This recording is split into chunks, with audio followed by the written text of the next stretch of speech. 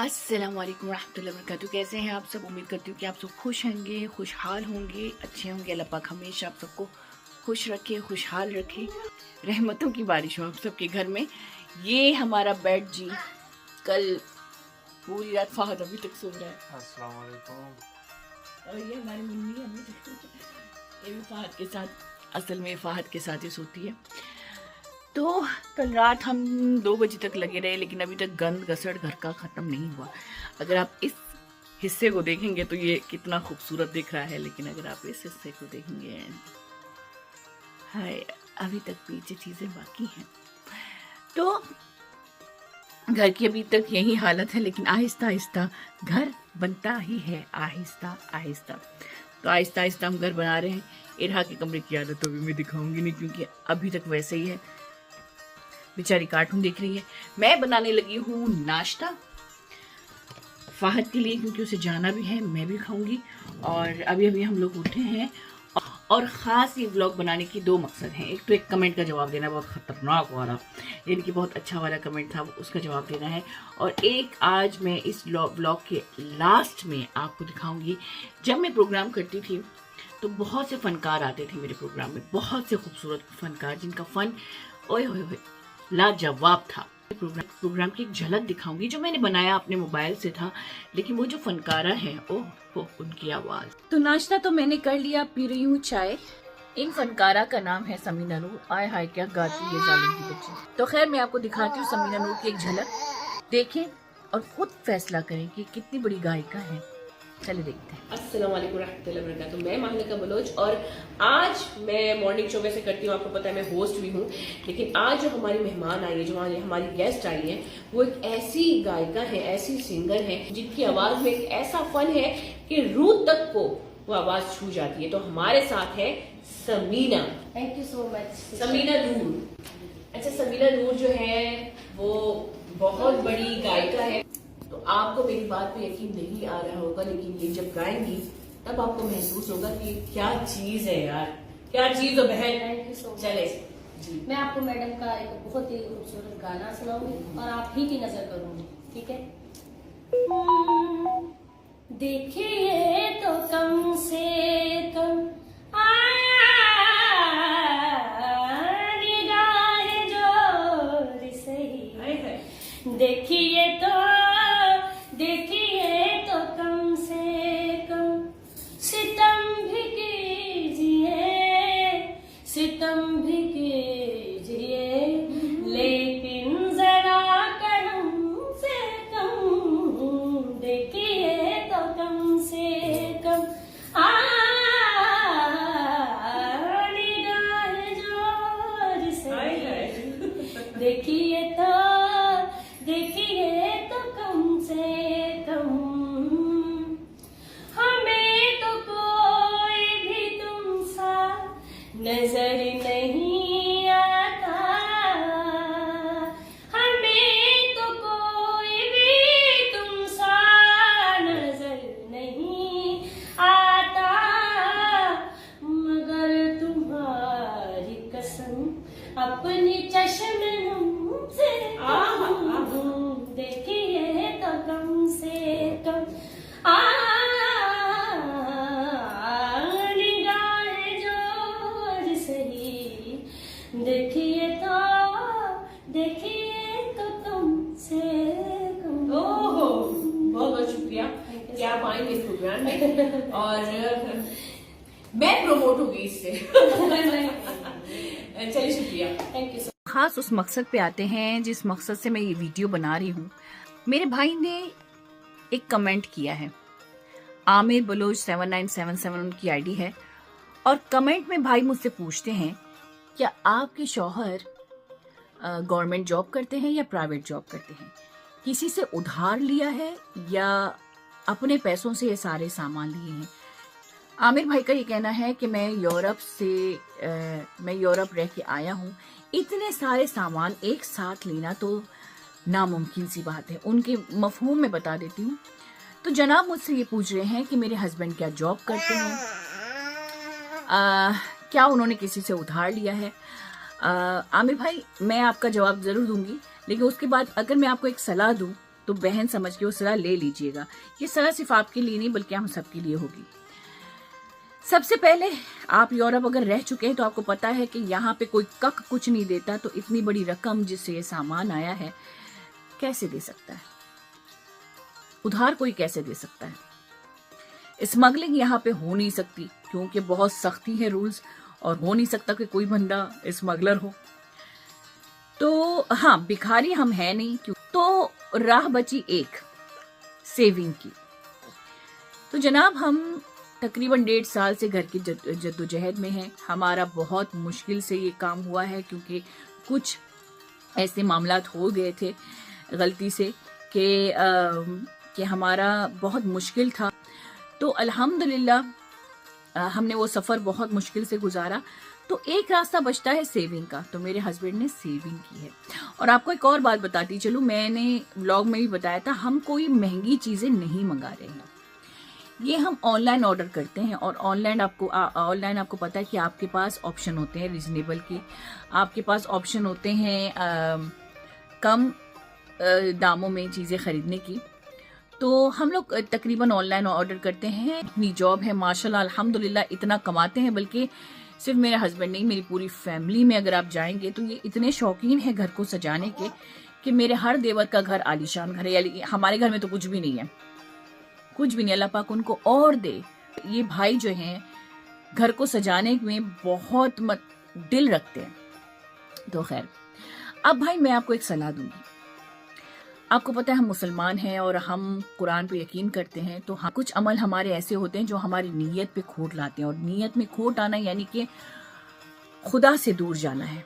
और कुछ अमल ऐसे होते हैं जो हमें खुदा से बहुत दूर रखते हैं। उनमें से सबसे बड़ा जो अमल है वो है तजस्सुस।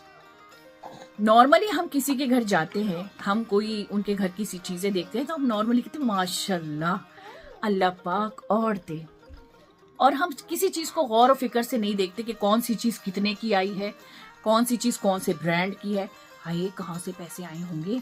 हम ऐसे नहीं देखते। एक पाक आंखों से उन चीजों को देखते हैं, पाक नजरों से उन चीजों को देखते हैं और दुआएं देके बाहर निकलते हैं। ये जो वसवसे और तजस्सुस भरी निगाहें होती हैं, ये ऐसे जाती हैं।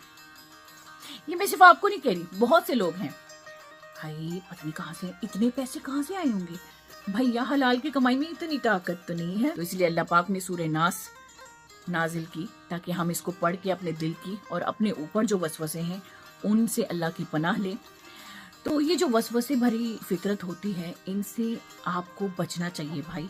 को पता है ये सवाल आप पर्सनली अपने बहनों से भी नहीं पूछ सकते। हमेशा आप अपनी बहनों के घर भी जाएं या आप अपने खानदान में भी किसी के घर जाएं तो उन चीज़ों को, उनकी खुशियों को पाक निगाहों से देखें और बगैर नजर लगाए माशाल्लाह कह के दरवाजे से बाहर निकले।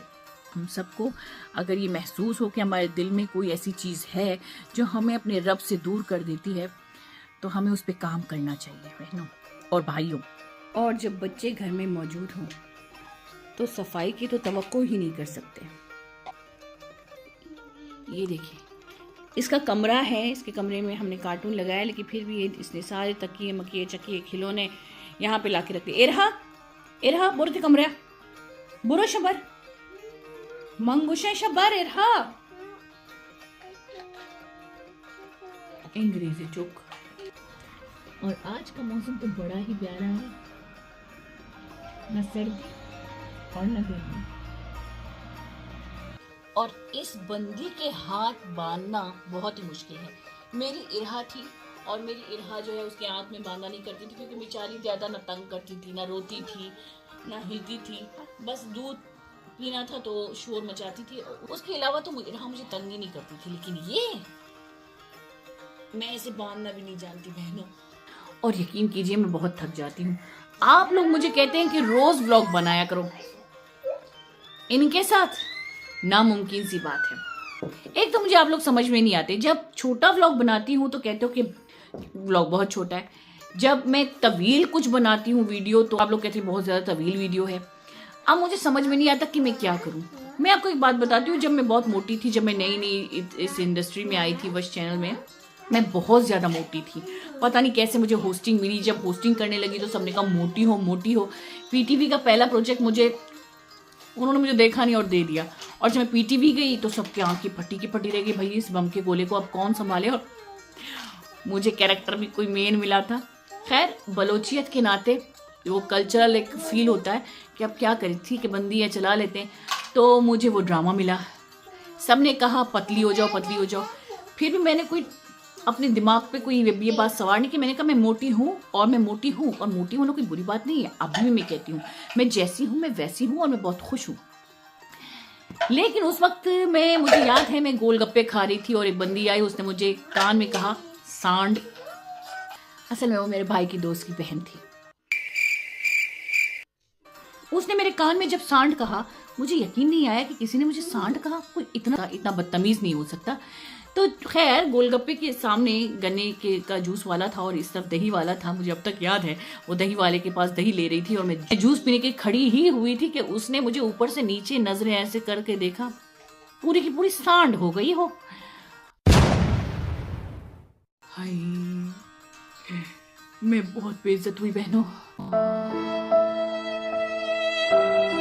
मेरा दिल करा जमीन फट जाए और मैं सस्ती की तरह उस जमीन में दफन हो जाऊं। मैं घर आई, घर आके मैंने अपने भाई से कहा कि वो जो तुम्हारा फलां फलां दोस्त है, कहते हैं हाँ। मैंने कहा उसकी जो बहन है उसने मुझे सांड कहा। अब मेरे भाई ने कहा तुमने तो कुछ नहीं कहा ना। मैंने कहा नहीं। अच्छा किया। और वो सब हंसने लगे। जब सबकी हंसी मतलब मेरे अपने जब मुझ पे हंसने लगे तब मुझे एहसास हुआ नहीं मां लगा तुम वाकई में सांड हो। फिर मैंने अहद किया अब आके इस सांड को देखना, मैं बारबी डॉल बन के ना दिखाऊं फिर कहना। और 3 महीने मैंने अपना खाना बंद कर दिया। बात यह है कि जब मैं दुबली पतली हो गई फिर मुझे यही लोग कहने लगे हाय तुम जब मोटी थी ना बड़ी प्यारी लगती थी, इतने बड़े बड़े तुम्हारे मोटे मोटे लाल लाल गाल थे, अभी तो तुम बिल्कुल एक सूखी लकड़ी लग रही हो। मैंने कहा तुम लोग किस चीज से खुश हो? तो दुनिया आपके किसी भी हरकत से किसी भी अमल से खुश नहीं होती है भैया। कुछ लोगों को अगर आप पे प्यार आता है तो कुछ लोग तनकीद के लिए भी खड़े होते हैं। तो आज के बाद मैंने सोचा है मैं वीडियो तवील बनाऊं छोटी बनाऊं जैसे भी बनाऊं, ये मैं बनाऊं वीडियो मैं अपनी तरफ से बनाऊंगी। देखना ना देखना आपका काम है ना। अब वीडियो तवील होगी तो तवील होगी, देख लीजिए, क्या बुरा ये देखने में।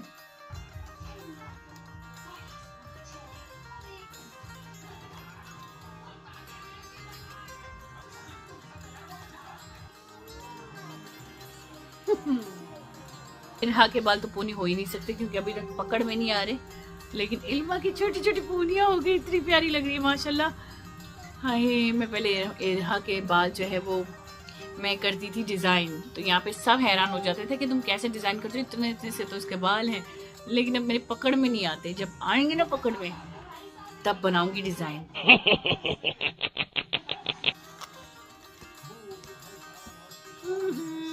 तो सुबह से फहद गया है और फहद आया है अभी। तो अब मैं बना रही हूँ खाना। खाने में आज मैं बना रही हूँ लोबिया। मैं इन चीज़ों के नाम को कभी सही नहीं ले सकती। तो खैर क्योंकि भूख भी बहुत लगी और मैं फहद का इंतज़ार करी थी। बंदा तो बिंदास है, कभी दोस्त के यहाँ चला गया, कभी किसी ने किसी काम के लिए बुलाया तो उसकी हेल्प करने चला गया। तो मैं यहाँ पे इंतजार करती थी कि फहद आएगा, बच्चों को पकड़ेगा और बच्चों को पकड़ने के बाद फिर मैं खाना बना सकती हूँ, क्योंकि छोटी तो आजकल मुझे छोड़ती नहीं है। और ये जो बड़ी है ये छोटी को देखकर और ज्यादा चिपक जाती है, थोड़ी सी जेलसी इसमें है। फहद महंगा जो सुबह से गायब है और अभी आए। काम वही काम था, क्या मतलब आए वो सुबह से अपने काम पे गया था, कारोबार भी तो चला नहीं है। बाहर जाके आप एक्टिव हो जाते हो, घर में आके ऐसे लटका हुआ मुंह होता है आपका कि बंदा देख के सुस्त हो जाए।